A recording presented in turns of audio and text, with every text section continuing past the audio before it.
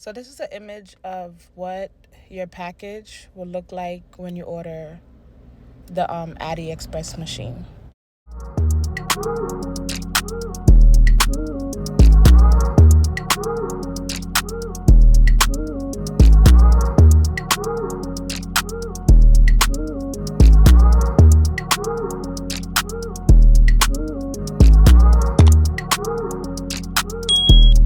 Welcome to my channel. It's your girl T. Yeah, that's me, and I'm here to give you tips on looming.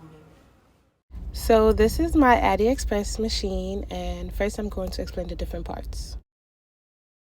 Here we have the counter, the yarn feeder, which holds the yarn in place,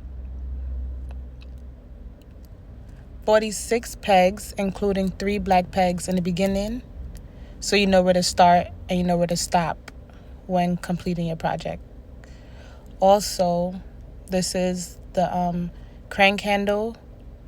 You could turn it forward, and you could also turn it the opposite way as well, depending on what kind of project you're completing.